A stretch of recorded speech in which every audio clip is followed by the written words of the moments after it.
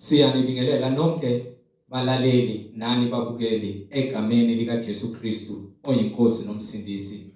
Siyanxusa njengamanje kuzo zonke izindawo zomhlaba kubo bonke abantu abalalele njengokuba kunxusa uNkulunkulu emazulwini ukuba nithathe amabhayibheli enu nilalele ivangeli lombuso wezulu, izwi lenkosi uJesu Kristu.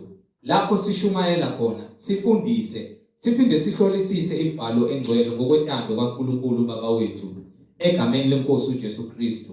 Kulabo abalalele emva kokulalela abafisa ukubhabhadiswa, nalabo abanemibuzo mayelana neBhayibheli, nalabo abanobufakazi isambulo uJesu Kristu oyinkosi nomsindisi esekunikezile isambulo kuba usithule kuzo zonke izindlebe ezilalele ezimisele ukuza ebugcweleni naseqinisweni ngobufakazi bakho ukuba nixhumane nathi kule mniningwane esoyishiya njengamanje. Ngizoqala nge-email address ethi izwilenkosi.ujesukristu@gmail.com, izwilenkosi.ujesukristu@gmail.com, noma i-cellphone number noma i-WhatsApp number la ningakwazi ukuxhumana nathi khona ethi 066 566 9245, 066 566 9245. Izintumayelo ziyatholakala zonke ku-YouTube lapho ungahlala khona phansi uphethe iBhayibheli lakho ulalelisise uhlolisise imibhalo engcwele ukube ngabe lokhu okuzwayo ngamadlebe kuyafakazelwa yini imibhalo engcwele. Njengakho konke sinishumayeza khona sinifundisa khona kufakazelwa imibhalo engcwele. So ku-YouTube uzosearcha uthi izwi lenkosi uJesu Kristu. Ungakhohlwa ukusubscribe, ungakhohlwa futhi nokupressa i-notification button ukuze ngaso sonke isikhathi uzoyithola izifundiso eziphilileyo ezisiholela ekugcweleni. Ungakhohlwa nokusharisha i-link nabo bonke abantu abaziyo, ikakhulukazi labo ohlanganyela nabo ngaso sonke isikhathi. Manihlanganyela nithi niyamdumisa uNkulunkulu ngomoya nangeqiniso, nifakazelana ukuthi uJesu Kristu uyinkosi nomsindisi empilweni zenu, ukuze wonke umuntu ahlolisise imfundiso asuke yidla nasuke ichunyayezwa ukube ngabe iyafakazelwa yini imibhalo engcwele. Ku-YouTube izwi lenkosi uJesu Kristu. Ake sigobise amakhanda sivala amehlo sibonge Baba wethu osezulwini. Baba wethu osezulwini, malingcoliswe igama lakho, umbuso wakho mawufike, intando yakho mayenziwe emhlabeni njengasezulwini.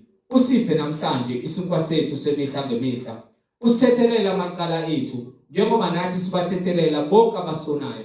Ungasingenise kulingweni kodwa usindise kokubi, ngokuba umbuso ungowakho namandla nenkazimulo uJesu Kristu uyinkosi nomsindisi. Amen.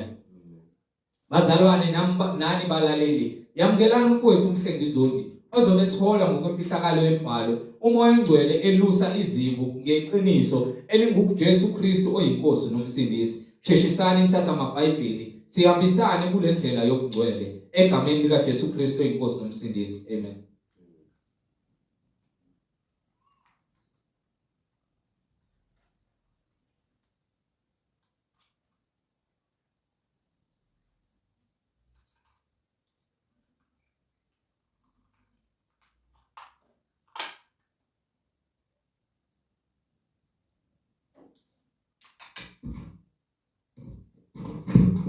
Ngiyabingelela bazalwane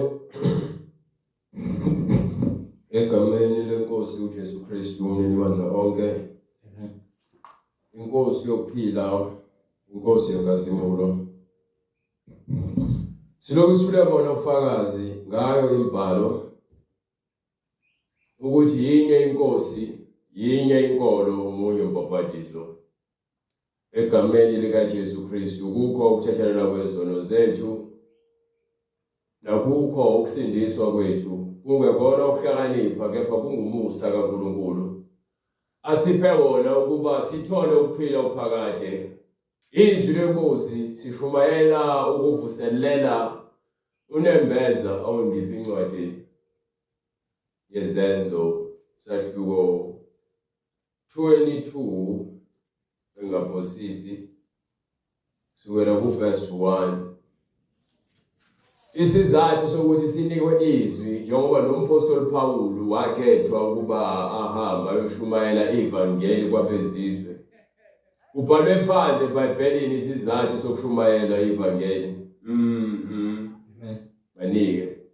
Incwadi zethu isahluko samashumi amabili nambili. Isahluko sokuqala. Madoda. Ayikho ngisho. Isahluko samashumi amabili nambili isahluko sokuqala. Ivesi lokuqala. Madoda. Bazalwane. Nani bo baba. Izwani ukuziphendulela kwami phambi kwenu kalokhu. Izwani ukuziphendulela kwami phambi kwenu kalokhu. Kwathi bemuzwa ekhuluma kubo ngolimi lesiHebheru, bathula bathi du. Yes. Wayesethi, mina ngiyindodana engumJuda.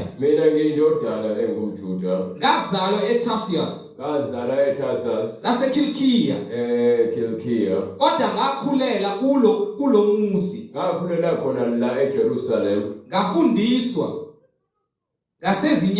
ngasezinyaweni zikaGamaliyeli. Ngakhuliswa ngaphansi ngafundiswa ngaphansi kwezinyawo zikaGamaliyeli. Ngesineke somthetho. Efundiswa ngesineke somthetho. Wawo baba. Ngashisekela umthetho onikwa ubaba ngoMose wayeseba nentshisekelo. Ngashisekela uNkulunkulu njengokuba nonke ninjalo nanamuhla. Bonke abantu abasabambelele emthethweni bebambelele kumthetho kaMose kepha bengawuqondi. Ngayizingela leyo ndlela baze kwaba sekufeni. Ibandla likaKristu. AmaKristu iwona abantu abanenkinga emhlabeni. Abazingelwayo abangafuna abantu kwamukela ivangeli labo. Ubona abantu beyizinkumbi beya koshembe bahamba ngobumpumputhe.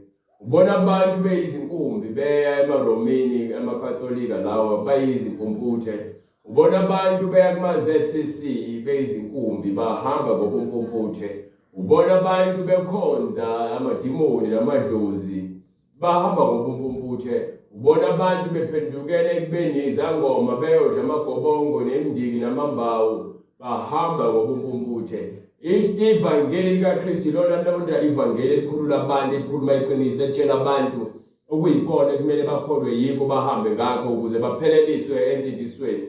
Ilona vangeli kuphela elinobufakazi bokuthi khona umuntu owafika emhlabeni evela ezulwini. Yes Lord. Hallelujah.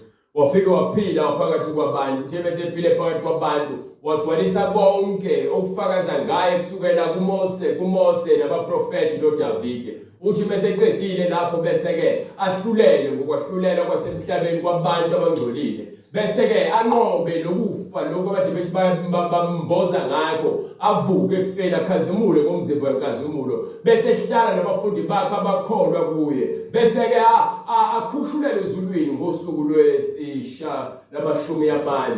Ngaleso sikhathi-ke uyena kuphela onobufakazi bokuthi wafa wavuka. uShemba zange azavuke, uLehanyana wama-ZCC azange afa avuke, uMoses uqobo lwakhe azange aze afe avuke, ubani futhi omunye. Bonke oMaria nabeni bathandazayo azange afe avuke. Umpostoli Pawulu azange afela abantu. Sikhuluma ngomuntu thina onobufakazi oqondile, onobushumayela ivangeli lakhe kushuma imibuso yobumnyama, kushuma izigodlo zikaSathane ukuba usefikile.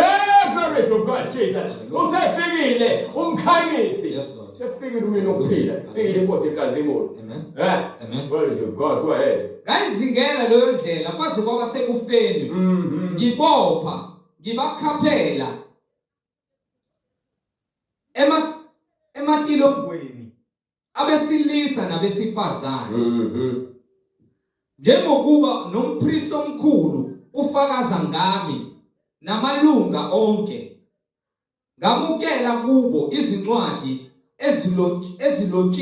ezilotshelwe abazalwane. Bengibhalelwa izincwadi ezilotshelwe ukuba ngigunyazwe ukuba ngahambe ngiyobabopha abahamba ngendlela yobuKristu. Ngihambe ngibakhaphele abahamba ngendlela yobuKristu. Ngihambe ngiyobaphanisha, ngibajezise abahamba ngendlela yobuKristu. Ngibathathe ngibavalele entilongweni abahamba ngendlela yobuKristu. Kepha namhlanje ngimi lapha phambi kwenu ngizothula ubufakazi ukuthi nami ngihamba ngawo umthetho. nginentshisekelo yomthetho kepha ke bengingenakho ukuqonda. You understand? Le nto ifakazela uyena futhi umpostoli Paulo kwincwadi yamaRoma sahluko 10 verse 1 ethi uyafisa ukuba nyangaye ngabo abafowabo bayakwazi ukuthi bamukele ivangeli leqiniso basindiswe kube uyena ongalahlwa ngenxa yabo. Kepha ke ngeke kwenzeke lokho ngokuba uNkulunkulu umkhethile ukuba abe yisipho esofakazela izwi lakhe abe ufakazi ozothula ubufakazi theni bazalwane ukulangazelela kwenhliziyo yami nokunxusa kwami kuNkulunkulu ngabo kungukuba basindiswe kungukuthi bonke basindiswe ngokuba ngiyabafakazela ukuthi bashisekela uNkulunkulu banentshisekelo kaNkulunkulu kodwa kungengokuqonda kepha ukuqonda akukho baningi abantu abafuna ukushumayela uJesu kepha uqonda banabo bagijima namavesi bengawaqondi bahambe bofundisa abantu izinto abangaziqondi ngomqobo lwabo. Lithi iBhayibheli lawo bantu labo bafana nemithombo engenamanzi bafana namafa engenavula ngoba bakhuluma uwangala bakhuluma izinkanuko zabo besebenzisa iBhayibheli incwadi oyinikwa uNkulunkulu ukuba uyiphathe uyisebenzise futhi uyisebenzise ngokuhlakanipha kwakho uyisebenzisa njengokuba yena ekukhanyisela ezolonto leyo awuzikhanyiseli wena noma ukhanya wena awuzikhanyeli wena ukhanyela abanye abantu ngoba ubani okhanya kuwena umulizwi ukhanyisa umoya ingcwele. You understand? Baningi abantu abanentshisekelo yokufundisa ngeBhayibheli kepha ke isambula abanaso ngoba bakhuluma izinto zenyama banakho ukuqonda batheni ngokuba ngiyabafakazela ukuthi bashisekela uNkulunkulu kodwa kungengokuqonda ngokuba bengakwazi ukulunga kukaNkulunkulu ngokuba bengakwazi ini ukulunga kukaNkulunkulu ngokuba bengakwazi ukulunga kukaNkulunkulu befuna ukumisa okwabo. Kusho ukuthi unakho ukuphatha iBhayibheli kepha ungaphelele ekulungeni kwaNkulunkulu. Wena ungaba olungile emehlweni akho kepha ukulunga kwaNkulunkulu awukwazi ukuqonde lokho kwenza ube wena umuntu ozihambelayo uzitshela ukuthi wena uthunyiwe umoya oyingcwele. You understand? Ngokuba bengakwazi ukulunga kukaNkulunkulu befuna ukumisa okwabo befuna ukuzimisela okwabo baningi abantu abanentshisekelo yokwenza izinto zikaNkulunkulu kepha bengenakho ukuqonda nokulunga kwaNkulunkulu bezifunela ukumisa izinto zabo zenyama kebe bethi bakumoya. Akubona bonke abantu abathi inkosi abathume uJesu akubona bonke abantu abathi inkosi abakubona umbuso kaNkulunkulu. Umbuso kaNkulunkulu sifanele ukwamukela lemhlabeni siphile impilo yasezulwini ukuze mase sifika khona sazi ukuthi sifike ekhaya ngokuba uma ungayiphilanga impilo yobungcwele lemhlabeni ezulwini ngeke uzwe uye uzothi uma ngabe lakini izulu akulona lakithi kuyaphela abakhethiweyo noma ngishumayeza abakhethiweyo kuba bona mebelizwa izwi babe yizimvu ezizwe izwi likamelusi bese bayalilandela. Abantu abangebona izimvu zikamelusi abalizwa izwi likamelusi ukuba abalandela abaphangi bakulomhlaba abahamba ngeziganuko zabo abangaholwa ulizwi bazikhulumela okwabo bezimisela okwabo benentshisekelo yokukhuluma ngalezi zinto kepha ubungcwele bungekho kubo. So laba bantu bazihambela ngokwabo abathunywanga umoya oyingcwele. Do you understand? So wena ngaleke kule ncwadi bekukhuluma ngabo labantu abanentshisekelo yokufisa ukwenza izinto zikaNkulunkulu. Singabuyela ngale kwincwadi lade sikuyona bese uqhubeke. Incwadi izenzi sahluko samashumi amabili nambili ivesi lesine. Go ahead. Ngayizingela leyo ndlela kwaze kwaba sekufeni ngibopha ngibakhaphela ematilongweni abesilisa nabesifazane njengokuba nompristi omkhulu ufakaza ngami namalunga onke. Ngamukela kubo izincwadi ezilotshelwe abazalwane ngaya eDamaseko ukuba nababekhona lapho ngibabuyise eJerusalem beboshiwe ukuze bajeziswe. Kwathi ngisahamba ngisondela eDamaseko. Yes sir. Kuphakathi kwemini wangibaneka masinyane nxa zonke Kwase kungibaneka masinyane nxa zonke ukhanya okukhulu. okuvela ezulwini. Uvela kuphi? Ezulwini. Ngithi mina uma uJesu engazange azakwambulele lutho, uzoqhubeka wenza izinto eziphambene nobungcwele ube uzibiza ngekhono. Kepha mase wambulele uJesu wena konke ozokwenza uzobukwenza ngokuba wena sowambulelwe umoya ongcwele. Ngimi la ngokuba ngambulele ukhanya kufikile kumina. Ukhanya kufikile ezweni. Kepha abantu abazange bafuna ukwamukela ukhanya ngokuba abantu bathanda ubumnyama, bathanda izenzo zesono. Ingakho abantu bengafuni ukwamukela izwi elipheleleyo. Ingakho abantu bengafuni ukushiya izindlela zabo zobumnyama. Bafuna ukubhanqa indlela yobungcwele nendlela yobumnyama. Awukwazi ukukhonza amakhosi amabili. Ngoba uzokhonza enye uyidelele. Uma ukhonza uJesu ukhonza yena yedwa. Uma ukhonza kepha izithixo uzokhonza zona udelele uJesu. You understand? Bese thini?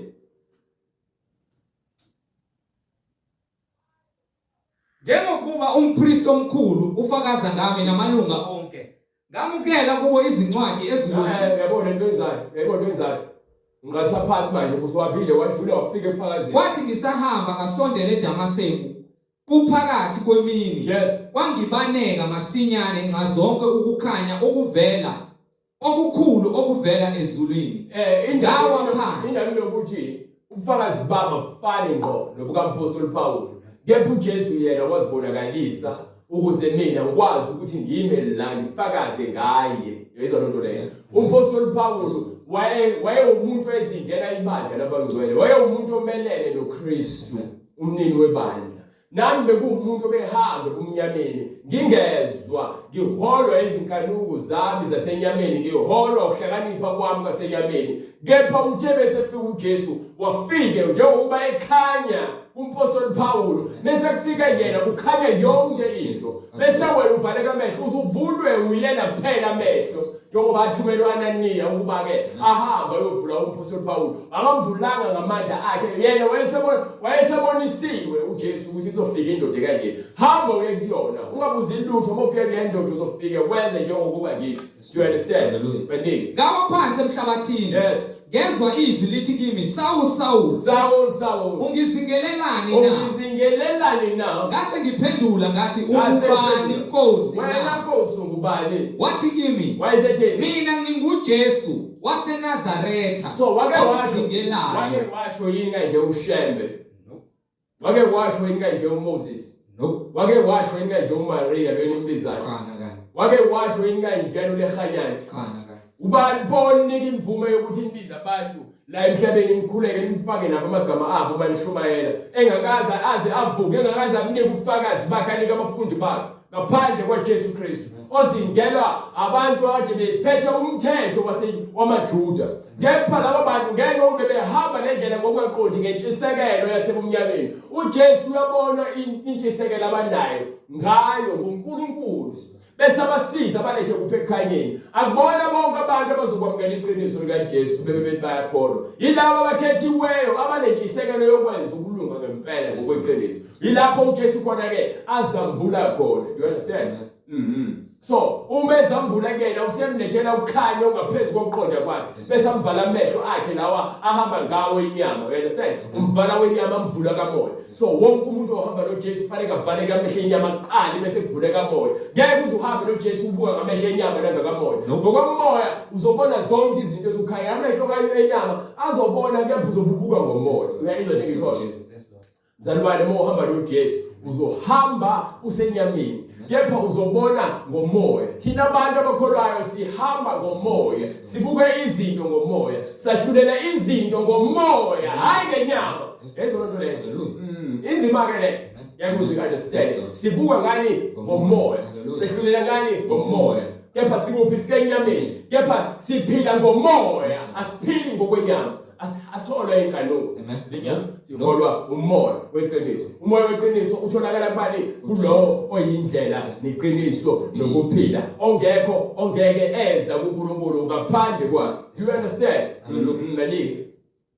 Lase ngiphendula ngathi ngubani inkosi Ngase ngiphendula ngathi ubani lenkosi wathi kimi wathi kumina mina nginguJesu mina nginguJesu waseNazaretha omzingelayo lo omzingelayo kepha labo ababenami bakubona ukukhanya kodwa izwi kepha balizwanga izwi lokukhuluma nami abalizwanga. yes ngathi ngizakwenzani inkosi na yini ekumele ngiyenze inkosi na inkosi yayisithi kimi sukuma uye eDamaseko uhambe eDamaseko uzakutshelwa khona konke okumiselweyo ukuba ukwenze uzothola khona yonke imiyalelo walokho okuzomela ukwenze kepha njengokuba ngangingasaboni ngenxa yenkazimulo yalokho kukhanya ngenxa yokuthi ngavaleka amehlo ngenxa yenkazimulo yokukhanya kwavela ezulwini ngaholwa ngesandla yibo ababenami ngafika eDamaseko uHananiya othile indoda ekholwa ngokomthetho oyefakazelwa yibo bonke abaJuda ababekhile kukhona weza kimi wema wathi kimi Saul mzalwane buya ubone mina ngase ngimbona ngaso leso sikhathi yes wayesethi uNkulunkulu wawobaba wakumisela ngaphambi ukuyazi intando yakhe okay ubani ovele kuSawuli uJesu Kristu akasho manje wena lethi uNkulunkulu wawobaba ukuthi uNkulunkulu wawobaba uJesu uvele ngoJesu uJesu yena osemele esikhundleni sikaNkulunkulu seyena soNkulunkulu uma ngikwi-position bese ngithi mina ngiyaretire manje position yami zoyinika indodana yami wonke amandla endodana yami azonikwa indodana mina amandla ami azonikwa indodana yami izothatha iposition yami noma isikhundla sami iyona ezobiza wonke ama-shot iyona ezolawula ngomthetho unikwe ubaba so uNkulunkulu wazinikela wonke amandla akhe kubani kuJesu uJesu simazi njengoNkulunkulu kusukela ngalesikhathi esho ukuthi ubaba naye bamunye kepha uNkulunkulu akayona inyama kepha uNkulunkulu kaAbraham noNkulunkulu kaIsaka noNkulunkulu kaJakobe wayesenyameni wayekuyindodana le ayinika amandla onke so umsebenzi wethu njengoba simla sithula ubufakazi njengompostoli Paul siveza amandla kaNkulunkulu sibizela abantu kuphi nginika incwadi yezenzo sahluko 26 sukela ku verse 17 18 verse 17 18 and 19 ngifuna ukuveza sibiza abantu sibabiza basuka kuphi beza kuphi abantu ababiziweyo bese ubiziwe ngifuna ukukuvezela ukuthi yiphi indima yakho njengomuntu obiziweyo obizele emgcweleni nginike le ncwadi le sahluko 26 verse 17 and 18 ngikophule esizweni uthi ngizakusindisa esizweni nakwabezizwe nalabo bantu bezizwe engikuthumela kubo ngizokuthumela kubantu besizwe nabantu abakini ngizokuhola ngikusingathe mina uqobo lwami ukuvula amehlo abo ukuze wena uzokwazi ukubafundisa uvule amehlo abo ukuba basuke ebumnyameni ukuze basuke kwizindlela zabo zobumnyama baphendukele ekukhanyeni beze kuJesu yena isibani sezwe basuke emandleni kaSathane bakhishwe kuphi emandleni kaSathane abantu bakhishwe emandleni kaSathane baphendukele kuNkulunkulu beze kuJesu Kristu ukuze bamukeliswe ukuthethelelwa kwezono ubani iBhayibheli likhuluma ngayo lithi ke uze uzothethelela nokusindisa abantu ezonweni zabo uJesu Kristu so umpostoli Paul uthunyiwe ukhethiwe phakathi kwabantu abaningi abaphethe umthetho kuba yena ngenhliziyo yakhe nentshisekelo yakhe ngomthetho akasetshenziswa uNkulunkulu umkhethele ukuthi abe yiveseli ukuthi akhiphe abantu ebumnyameni abalethe ekukhanyeni akhiphe abantu emandleni kaSathane abalethe kusandla sikaNkulunkulu understand nesabelo phakathi kwabangcwelisiweyo ngokukholwa kimi ngokuba ke ukukholwa indaba nokukholwa angeke uze uhambe ngalendlela ungakholwa so bonke abantu abakholwayo unika incwadi yaMateyu sahluko 5 sukela ku verse 13 14 and 15 16 qala nje ku verse 13 lapho khona izovezela ukuthi uma kuthiwa thina abantu abakholwayo siusawoti wezwe kanjani na uma kuthiwa thina siyisibani sezwe kanjani na sifanele ukunderstand nokuqonda ukuthi imbhalo le ichaza ukuthini kulabo abakholwayo na. Amen. Nina ningusawoti womhlaba. Usawoti womhlaba. Kepha uma usawoti udumele, ubusawoti bovuswa ngani na? Manje uma wena uzosindisiwe, wena bese uphinde uhlale esonweni sakho, kade usindiswa ubusuqala ukuba usawoti wezwe.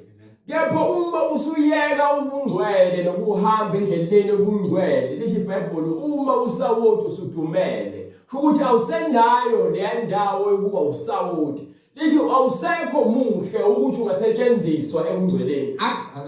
Lo sawoti lowo usufanele ukuthatha ulahle kuphi ngaphansi kwezinyawo zabantu bagijime phezulu kwawo. Ukuthi awusenamsebenzi ebungcweleni uma wena uthi uyasindiswa. Bese wena ungafuni ukwenza imisebenzi yensindiso. Akasasizi lutho kuphela ukulahlwa ngaphandle anyathelwe ngabantu. Awusenamsebenzi. Mawuthi uyasindiswa. Mawuthi uyasindiswa. Inika incwadi yaJohane, yaJakobe, sehluko 1 verse 18 or 17, 18 and 19. Incwadi yaJakobe, sehluko 1 verse 17, 18 and 19. Izipho zonke ezinhle neziphiwo zonke ezipheleleyo zivela phezulu. Izipho ezinhle nezipheleleyo zivela kuJesu. Zehla kuyise wokukhanya. Zehla kuyise wokukhanya. Okungekho kuye ukuguquka nasithunzi sokuphenduka. Ngokuthanda kwakhe wasizala ngezwi leqiniso. Ngokuthanda kwakhe uNkulunkulu sizelwe ngezwi leqiniso. Abantu abakholwa izwi elivela kuJesu, abantu abasindisiwe ngezwi leqiniso. Awamukela umhlengi, awamukela umfundisi wakho, wamukela abani izwi leqiniso elizokhulula wena emandleni kaSathane amandla obumnyama.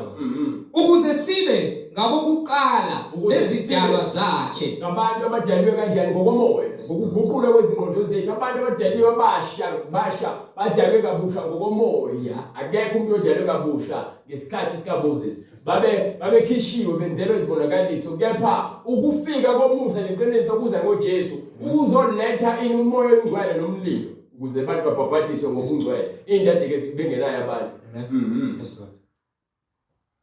Niyakwazi lokho bazalwane bami abathandekayo. Yes. Yilo nalowo muntu makasheshe ukuzwa. Masibe bahle ekutheni sizwe sisheshe ukuzwa. Aphuze ukukhuluma. Bese sithathe kudala ukukhuluma ngoba ukuzwa kufuna ukuthi ukhulume sowuzwile. Awukwazi ukuvela ukhulume uma usanda ukuzwa. Ufanele ukuzinika isikhathi ekulaleleni. Mase ulalele kahle, bese impendulo yolimi iqhamuka ngokuqonda ngoba ukhuluma imizwa yakho nokuthi uvele wagagula wafuna ukukhuluma ungazange ulalela. Abantu abaningi bafuna ukuba bahle ekutheni bona bavele bakhulume ngoba uzizwa yena elungile emehlweni akhe nasendlebeni zakhe. Bese ekhuluma into ephambene. Kuhle ukuthi ulalele ngesineke. Mawufunda iBhayibheli lifuna umuntu onesineke. Mawufuna ukuhamba noJesu ufuna umuntu onesineke. Uma umuntu onenhliziyo encane nomuntu osheshayo ukuqhubeka ngeke uhambe noJesu. Uma unjalo unesifiso sokuhamba noJesu thiwa cela uza kukunika. Kepha kufanele ukucela eqala ukuthi akunika umoya wesineke. Amen. Wena uyashesha ukulahla ithemba ngabanye abantu. Kepha wena uyafuna uNkulunkulu akubekezelele ngoba uyazazi ukuthi nawe unezinkinga. Futhi nawe ufuna ukufunde ukubekezelela abanye abantu ukuze noma somkhuleka uNkulunkulu ucele ini ukubekezela uNkulunkulu akwambulele akwahlulele nokuthi akwamukelise ukubekezela khona uzokwazi ukuthi ngalesikhathi uNkulunkulu ekubekezelela nawe ukwazi ukubekezelela abanye abantu. So uma sifuna ubungcwele sifuna umoya kaNkulunkulu. Asiufunele ukusebenzisa izinhloso zethu. Kepha siufunela ukuba thina sifane naye. Siufunela umoya wokuthini sifane naye. Uthobekile, uyabekezela, umnene, unothando nokuthula nomusa. So sifuna lezo zinto kuyena. Awuzifunele kwakho. So uma ufuna kuNkulunkulu ufuna ufunde ukubekezela ukuze ukwazi ukulalela. Uma sokwazi ukulalela uzokwazi ukuthi ke wena ukhuluma izinto ngokuqonda, wenza izinto ngokuqonda ngokuba ufunde ini ukulalela. Ezo lonto le baningi. Aphuze ukukhuluma, Uphuze ukukhuluma, aphuze ukuthukuthela, uphuze futhi ukuthukuthela. ngokuba ulaka lomuntu alusebenzi ukulunga kukaNkulunkulu. Ulaka lomuntu aluluhle alifani nolwaNkulunkulu. uNkulunkulu wahlulela ngokufaneleyo. Thina abantu sahlulela ngobuhlungu benhliziyo nangokuthi sifuna ukubona ngathi silungile emehlweni ethu. uNkulunkulu akafuni umuntu ozibona elungile. Ukuba noKhayini wabulala uAbela ngenxa yokuthi waba nomona, azange afune ukufunda kumfowabo, kepha wathatha isinqumo sokuthi athathe ukuphila komfowabo. You understand? Ngokuba ulaka lomuntu alusebenzi ukulunga kukaNkulunkulu. Yes. Ngakho lahlani yonke insila yokubi, Lahlani insila yobubi okuvamileyo, okujwayelekileyo phakathi kwabantu. namukele ngomoya omnene Bese sibabantu abafunda ukwamukela ngomoya omnene. izwi elitshaliweyo. Lezo lonto leyo sifanele ukwamukela izwi angelona labo. Lishumayela izwi likaNkulunkulu eliphilileyo. Sibizela abantu ekutheni bafunde ukuzwa. Ungazizwa wena, ungezwa abantu. Abantu bakhuluma izinto eziningi nomoya wokudukisa uqhama kanjalo ngokulalela abantu. Kepha uma uzwa izwi likaNkulunkulu ngokuqonda nangokunikiwe njengoba uNkulunkulu efuna ukuthole, uyakusindisa uphile impilo eqondileyo. Namukele ngomoya omnene izwi elitshaliweyo elinamandla okusindisa imiphefumulo yenu. Yes. Yibani ngabalenzayo izwi. Masibe ngabantu abalizwayo izwi bese siyalenza. Hayi abantu yabona iBhayibheli liyazifakazela. Ngithe mina ithe incwadi kwincwadi yaMathewu sahloko 5 verse 18. Nina ningusawoti wezwe. Kepha uma usawoti udumele awusana msebenzi. Usumele ukulahlwa abantu bagijime phezulu kwawo. iBhayibheli masibe abantu abasheshayo ukuzwa baphuze ukukhuluma. Masibe abantu abazwayo bese bephuze ukuthukuthela. Bese sibe abantu abazwayo bese silenza izwi. Izwi ekumele ulenze. Uyasontweni kepha uhlulo ukwenza izwi. Uyasontweni kepha uhlulo ukushiya isono. Uloku uzilandulela uthi hayi ngiyazama ingena mina kepha ingena enkolo yazi bethi ngiyazama ingena. uNkulunkulu akashaya ukuthi zama. Washiyani imisebenzi yenu kumnyama. Lwela ukulunga. Fanele ulwe ngokuzila ukudla. Awulu ngenyama. Fanele ulwe ngokufunda izwi. Fanele ulwe ngokuhlezi ukhuleka ukuba uNkulunkulu akunqobele. Awuzinqobeli. Manje iBhayibheli inqobile kusho ukuthi ukhona obekade nilwela abantwana bakaIsrael. Zimbali izinto abazilwela zona. uNkulunkulu wabanqobela eGibhithe wabakhipha.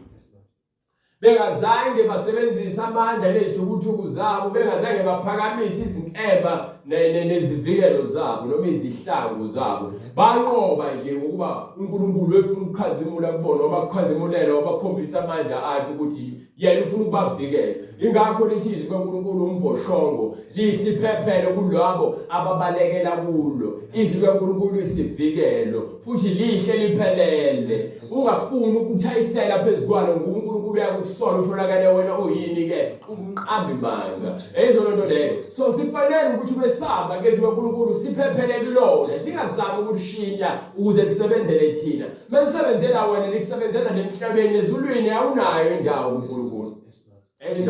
Ezibhlungu ilezo ukuthi wena walithatha izwi uliguqule lisebenzele wena la emhlabeni.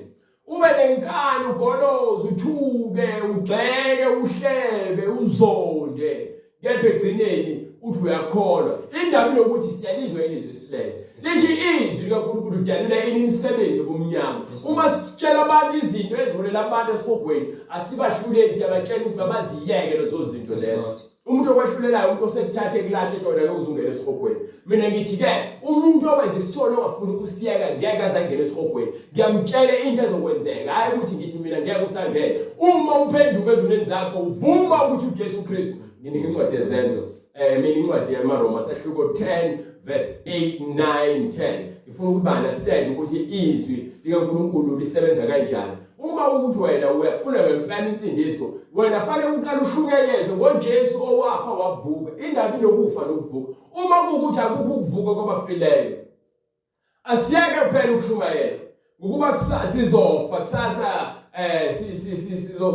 sizophila namhlanje kamnandi, siphuze, sidakwe, sijole, sifebe bese siyafa, ngeke siphinde sivuke. Kusho ukuthi ke siyaziphilela nje. Kepha uma sinokuvuka sifanele ukuthi sivuswa kanjani, sivuswa ubani uma ngeke oza kuzivukela. Bonke ababefile bekholwa. IBhayibheli emva kokuba uJesu elele esiphambanweni wakhala wathi Eli lama sabachthani, ngesizulu bathi Eloi Eloi lama sabachthani. Wayesethi lokho mechasisela ekhulumusha, Nkulunkulu wami ngishiyelani na. Wayesethwa wakhala kakhulu, wayesephuma umoya.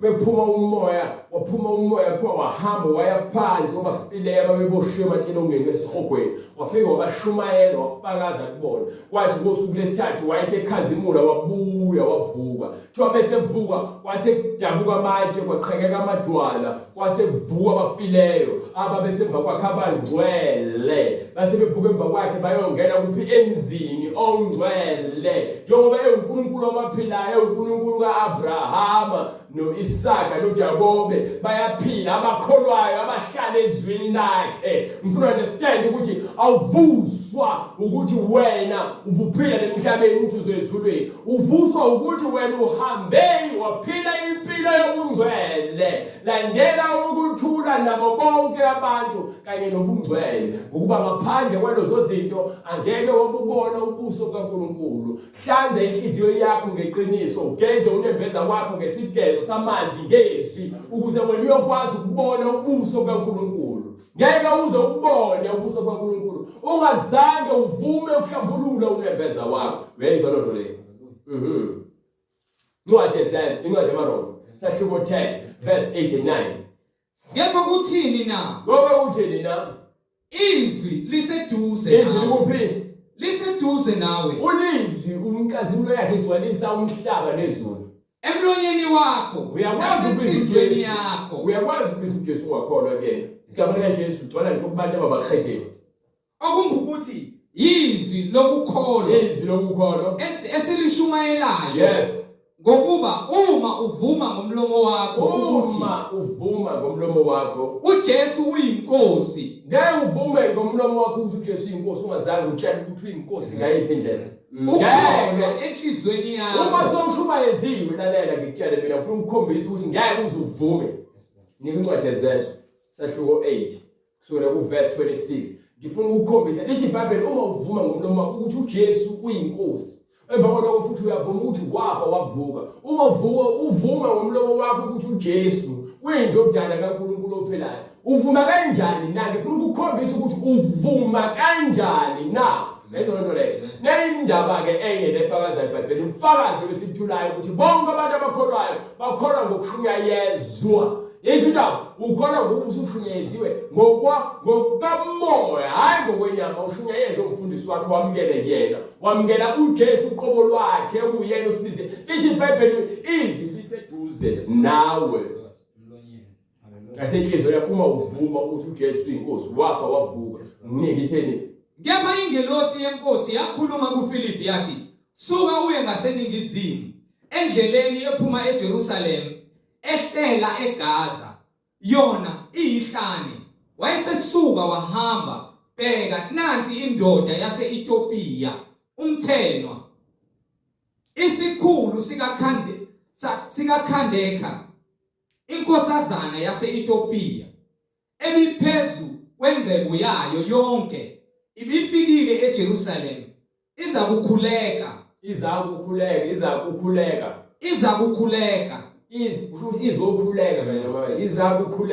Ibisibuya ihlezi enqoleni yayo, ifunda umprofeti uIzaya. Umoya wathi kuFilipi, sondela unamathele kuleyo nqola.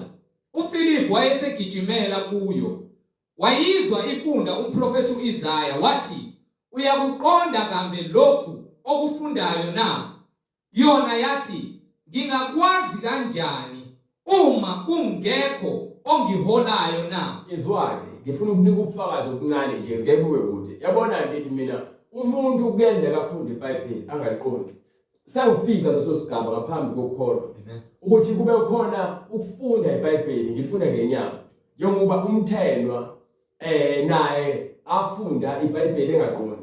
Nami bengifunda iBhayibheli ngingenakho ukuqonda. But bengafundeli ukuthi mina bengifunda njengaye umthenwa wayesontweni yena nami kwakwenzeka nje esontweni. Kepha uNkulunkulu wathumela umuntu ukuba azofundisa mina izindlela zikaNkulunkulu. Yena engazi ukuthi uthunyelwe kumina ukuba azofundisa. You understand? Kule internet abaprofeti nabafundisi nabapostoli baningi abamanga baku internet. Kepha khona nje lowo osuke ekhethiwe kuNkulunkulu ukuba yena njengompostoli Paulo enze umsebenzi. uNkulunkulu wathumela inceku. Le nceku isemelika. Umfundisi lo noma umpostoli mebesho angeke ngize ngiqinisekise ngalokho ngifuna ukusikhohlisa. Kepha umfundisi lo uNkulunkulu emambulele iqiniso. Ngathi bengimuzwa ngezwe ukuthi nali iqiniso njengoba yonke into beyifundisa uyithathe eBhayibhelini. Yizo lonto leyo. So meveza lenceku le bayibiza ngoJino Jennings. Jino Jennings ephethe ivangeli ngempela. Do you understand ukuthi ke nomthelwa wathunyelwa uPhilip. Yizo lonto. Efunda iBhayibheli kepha engenakho ukuqonda. Nami sangifika leso sikhathi ukuthi ngifunde iBhayibheli kepha engenakho ukuqonda. uNkulunkulu wayesibekile isikhathi ukuthi kufanele ngisebenze umsebenzi wakhe ngiphendule abantu baphendulela kuyena. You understand? So yonke into lesikhathi sayo njengoba namanje kusakhona abantu abafunda amaBhayibheli ngale kokuqonda. Nami ngithunyelwe njengoPhilip ukuthi ngihambe ngiyoshumayela ivangeli kubantu abazothi bebelizwe njengoba nami ngezwe njengoba naye umthetho wezwe njengoba noPhilip wayembulelwe wafundisa ngezinto zikaKristu njengokuba kufanele ukuba ke afundise. Wayesekwazi ukube efika kumthetho efunda incwadi kaIsaiah ethini Yona yathi ngingakwazi kanjani uma kungekho ngiholayo. Yamxusa uPhilip. Abaningi abantu abafunda iBhayibheli bengenakho ukuqonda. Badinga ukuthi bambulelwe. Baningi abantu abathi bayamazi uNkulunkulu kepha abakwazi ukwambulela, abakwazi ukwahlukanisa izinto zeBhayibheli, abakwazi ukwahlulela ngeBhayibheli. Amen. Uma kungekho ngiholayo na. Udinga umuntu ozogada ngeBhayibheli. Udinga umuntu ozokuhola ngesibani sikaJesu othunyiwe ukuba eze kuwena, ukuba azogada ngomoya kaJesu. Yamnxusa uPhilip ukuba akhwele ahlale naye. Yes. Kepha isahlukwana sombhalo ebisifunda yilesi esithi wayiswa ebuhlatshweni njengemvu njengewundlu elithule phambi komgundi walo. Kanjalo kawuvulanga umlomo wakhe ekuthomeleni kwakhe ekwahlulelweni kwakhe kwasuswa ekuthomeleni kwakhe ukwahlulela kwakhe kwasuswa. Ngubani ongalanda ngesizukulwane sakhe na ngokuba ukuphila kwakhe kuyasuswa emhlabeni. Yebo umthetho wathatha wathi kuPhilip. Umthetho right. Yebo umthenwa wathatha wathi kuPhilip ngiyacela umprofeti ukukhuluma lokhu ngobani na. Okay. Uzisho ufunda incwadi engayiqondi. Usefuna ukwazi le ncwadi esho ukuthini. Amen. Khona abantu abathatha incwadi njengalezi avela ayichasisele ngendlela yakhe. Uthola ukuthi ayambuliwe umoya ingcwele ayifakazela futhi iBhayibheli yayisho wezikhulumele. Yebo sike sizwe umuntu onomoya ingcwele ukuthi umekhuluma kwenzakalani ukukhulumela ngubani. Ngebo umthenwa wathatha wathi kuPhilip ngiyacela umprofeti ukhuluma lokhu ngobani na. Uzisho yena noma omunye na. Yena noma ukhuluma ngomunye umuntu na. uPhilip wavula umlomo wakhe. Wayesevula umlomo wakhe. Eqala kulombhalo. Wayesenza njani? Washumayela ivangeli ngoJesu. Yayifunda bitheni? Wayeseshumayela ivangeli ngobani? ngoJesu. Ina indaba ke lesiwa khona kwincwadi yabaRoma sahluko 10 verse 8 and 9. Ithi ke izwi livela ngokukholwa. Kuphela fanele uqale wena ushukeyezwe ngoJesu. Ukuze wena uunderstand ukuthi izwi alikudwe nawe, izwi liseduze nawe. Uma ukholwa ukuthi uJesu Kristu uyinkosi, ukholwa enhlizweni yakho. Kusenhlizweni yakho. Ukuthi uNkulunkulu wamvusa kwabafileyo. So manje asesibhekele lithi iBhayibheli uyakusindisa uyakusindiswa. bese unginika incwadi ke yayizenzo sahluko 8 ukuthi uthini bese vula umlomo eshumayeza ivangeli ngoJesu. Umvangeli ushumayela ivangeli ngoJesu. Umlomo wakhe waqala kulombhalo washumayela ivangeli ngoJesu. Kwathi besahamba endleleni. Esemshumayezile ngoJesu. Bafika emanzini. Wayike manje iBhayibheli ikhomba amanzi. Bekuthi amanzi awabalekile kubantu bakholwa kamoya.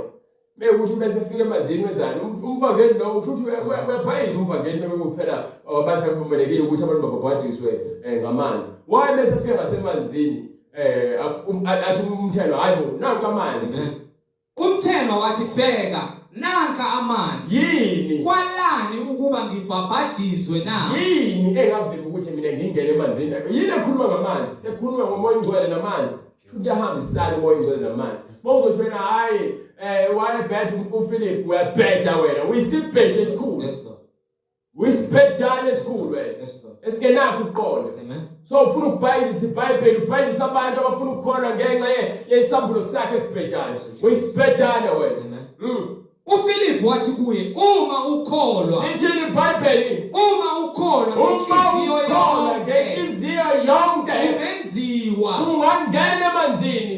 Waphendula wathi Wayesetheni umthelo? ngiyakholwa ukuthi uJesu Kristu ke sebemshumayezile ivangeli ngoJesu. Ngiyakholwa ukuthi uJesu Kristu uyindodana kaNkulunkulu. Jesu Kristu uyindodana kaNkulunkulu. Wayala ukuba inqola ime. Wayesethi inqola bayesenjani? Ime. Kwasekwenzakalani? Behlela emanzini bobabili.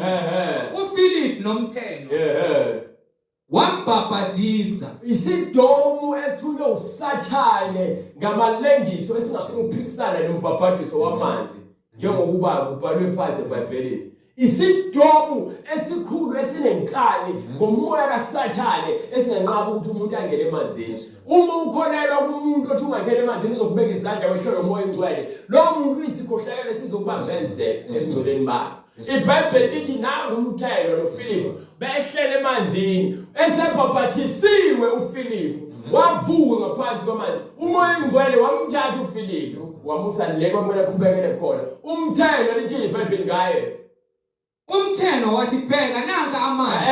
Ngizwile ngithini uma uthi ngilalele ngifuna ungilalise ngomoya hayi ngenyama. Ngithi mina umthelo sevuka emanzini kwenzakalani? uPhilip wathi kuye uma ukholwa ngenhliziyo yakho kungenzeka. Alright. Waphendula wathi ufuna ukulalela mina manje. Ngikhuluma ngomthelo ngayichaza le ndaba. Ngathi ke esehlwithiwe uPhilip emanzini umthelo wavuka ngaphansi kwamanzi angasekho uPhilip. Wathi esephumile emanzini umoya wenkosi wamhlwitha uPhilip. Umthena akabe esambona kodwa wahamba. Abona bright ukutshela mina bengithi sikumoya munye. Wena ulalele ngomoya ulalele ngenyama ngifuna ulalele ngenyama mina. Ungabe ngifunda iBhayibheli noma ngichaza iBhayibheli ucabanga into zakho.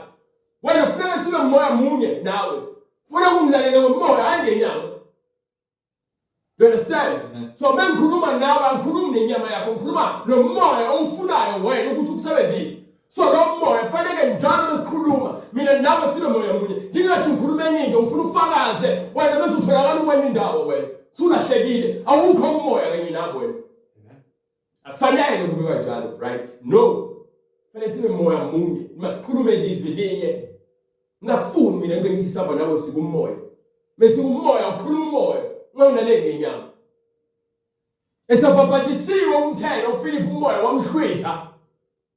Wathi esephumile emanzini Umthelo wayesephuma emlonduzaneni emanzini wenze njani?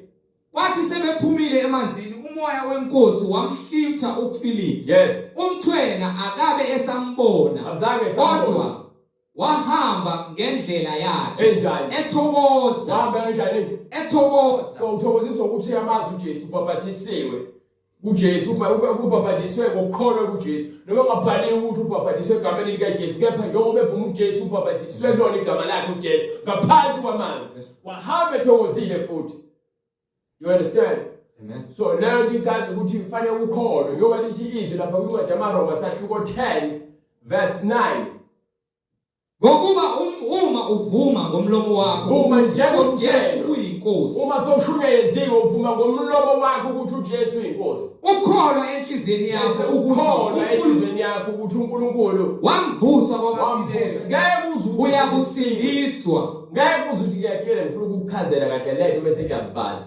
Ngeke uthi usindisiwe ekubeni wena waphakamisa izandla wavuma uJesu kepha wena uzange uyilandela imfundiso wadlala umuntu wafika etendeni wakushumayeza ngento ongayiqondi naye wasethi amukela uJesu ngoba efaka imali phakathi nengcebo wena wasukuma wathi wamukela uJesu waqhubeka wafaka into ezokufakela wadoba ama-tattoo wafaka amazinyo acobezelayo wafaka amacici wafaka i-makeup ebusweni waqhubeka wabisitabane wabisifebe kepha wena uthi usindisiwe uthi umvumile uJesu kepha wena uzange uzukholwe ngomfundisi okufundiseni njengoba izwi lifakazelana ukuba masishiye indlela zethu zobumnyama samukele umoya wokuphila. Ngeke uzosindiswe ngokomfundisi ufundiswa ngokukholwa uJesu. uJesu uzohlukanisa thina lemisebenzi yobumnyama. We understand ukuthi insindiso iyabiza ifani nalokhu kwakho okwamukeliswa umfundisi othi phakamisa izandla lento ayishoyo ingafakazelwa eBhayibheli. Manje abaphakamisa izandla abantu abafuna ukubhabhatiswa ezokubehlukuka ukuthi abantu abamukela uJesu baphakamisa izandla sithi umthandazo wezona ayikho lonto eBhayibhelini. Kufanele ngikutshele ukuthi abantu bafuna ukubhabhatisa basukume abaphakamisa izandla. Okay, obani 1 2 3 uzani manje na phambili qedwe inkonzo bonke abantu ababhabhatiswa sisaba nabo siyongena emanzini. You understand? Ukuba yini labo bantu bezothatha insindiso yeqiniso hayi insindiso kashukela hayi insindiso kaswitch no plastic becross asifuni lo insindiso ihliphile emhlabeni izophelela emhlabeni. Ngokuba umuntu ukholwa ngenhliziyo. Umuntu inhliziyo yakhe kuphela eqala efuna ikholwe. Kube ngokulunga. Bese kuba ukulunga ukulandela futhi izenzo zokulunga. Ngomlomo uyavuma kube ngokusindiswa. Emva kokusindiswa emva kokushunyayezwa ngomlomo wakho uyavuma ukuthi uJesu Kristu uyinkosi. Ngokuba umbhalo uthi lowo okholwayo akayi kujabhiswa. Ufundela uverse 17 uthini okholwayo akayi kujabhiswa bese ke ufundela uverse 17 uthini ngalokho ke ukukholwa kuvela ngokuzwa ukuzwa kuvela ngezwi likaKristu. Kepha ngithi abezwanga yini na? Yes. Yebo impela izwi labo liphumele emhlabeni wonke. Nokusho kwabo kuye nasemkhawulweni yelakhiweyo. Kepha ngithi uIzaya wayengaqondi na? Uqala uMose uthi kepha ngithi uIsrayeli wayengaqondi na? Uqala uMose uthi mina ngiyakunivusela umhawu ngabangasiso isizwe. So uNkulunkulu wayekhuluma ukuthi le vangeli izohamba loshunyayezwa kwabezizwe ukuthi babe nemona abantu abamaJuda ngokomthetho. Nginithukuthelise ngesizwe esingenangqondo. Yes. Kepha uIzaya unesibindi sokuthi utheni uIzaya ngafunywana yilabo abangangifunanga. Ngafunywana abantu abangazange bangifune. Ngabonakala kulabo abangangibuzanga. Ngabonakala kubantu abangaze baze bezwe ngami emthethweni kubaprofeti. Kodwa ngoIsrayeli uthi kepha ngabantu bakwaIsrayeli uthini usuku lonke ngelulela izandla zami kuso isizwe. uNkulunkulu uzama ukusindisa abantu bakaIsrayeli esingalalelanga abantu abangafuni ukulalela ivangeli. Manje abantu basindisiwe uNkulunkulu usalulisayo basindiswe kuze kusindiswe izidakwa nezifebe neziphindi nesiphikayo. Iyona indaba le ufuna ukusindiswa understand ukuthi kufanele ukuzwe izwi eliphilileyo. Ngeke uvele uzikholelwe ngokwakho kufanele kube khona ubufakazi futhi obuqinile. Kubona bonke abantu abafuna ukuhamba ngalendlela njengokusho kwemibhalo yonke into sikhomba kuphi emibhalweni. So wena mawufuna insindiso uyifuna kuphi ngezwi hayi ngami mina ngiyivesele lisetshenziswayo ngenza lokho okufuna umoya oyingcwele ukuba kugcwaliseke ini intando yakhe. So lithi iBhayibheli ke bayisebenziswa izwi bathi kwaPostoli madoda abazalwane yini esiyakenza nawe wayesethini uPetro Phendukani. So uma ufuna wena uphile impilo kaJesu vuma ukuthi uJesu Kristu uyinkosi ngoba sowuzwile ukuthi uJesu ufuna wena uphenduke. Mawuphenduka wena uzovuma ukuthi uJesu Kristu uyinkosi. Bese lithi khona uyokubhabhatiswa emva kokuthi uvumile wena. Wabhabhatiswa ngenkani. Vuma wena. Amen. vuma ukuthi uJesu Kristu uyinkosi. Bese lithi phendukani wena soyaziyela kuJesu manje ngoba sobonile ukuthi uJesu Kristu uyinkosi. Phendukani yilawo nalowo abhaphathizwe egameni likaJesu Kristu ukho kuthethelela kwezono zenu khona yokwamukeliswa isiphiwo sikamoya oyingcwele kuba nesithembiso ngesenu nesabantwana benu nesababonke abakude bonke inkosi uNkulunkulu wethu eyakubabiza wafakaza nangamanye amazwi amaningi wabayala wathini zisindiseni kulesizukulwane esiphambili. Imfundiso ivela ngokukholwa yizwi. Wena uma usindisa usindiselwa ingane yakho nonkosikazi wakho usindisela umphefumulo wakho ngokuba phambi kwesihlalo somkhosi yokwahlulela umuntu ngokwemisebenzi yakhe hayi ngokwemisebenzi yengane yakhe. So wena phenduka manje wamukele ivangeli manje usanesikhathi usindise kulesizukulwane esiphambeleyo uzokwamukela impilo yensindiso egameni likaJesu Kristu. Bonke abantu abafuna ukubhabhadisa bazokusithinta kule mininingwane oyibonayo kwi-screen noma uyizwile ngesikhathi iqala inkonzo. Phone number noma i-email address uyakusibhalela noma usifonele ku-WhatsApp noma kwinamba ngqo usifonele ukuze sikwazi ukuthi sibhale phansi igama lakho senze indlela yokuthi wena sifinyelele kwena uNkulunkulu evumile ubhabhadise ungene ngaphansi kwamanzi egameni likaJesu Kristu. Kukho ukuthethelela kwezono zakho. Bona bonke abantu abafuna ukubhabhadiswa baza kusithinta. Nabanemibuzo mayelana neBhayibheli baza kusithinta. Jesu Kristu uyinkosi. Baba uNkulunkulu namandla siyakubonga ngalesikhathi ngomusa neqiniso. uNkulunkulu namandla eqinisa inhliziyo zethu okholweni. Usiphe uNkulunkulu isinkwa semihla ngemihla. Sithethelele uNkulunkulu amacala ethu njengoba nathi kufanele sifunde ukuthethelela bonke abasonayo. Singangenisi ulingweni kepha sisindise kokubi.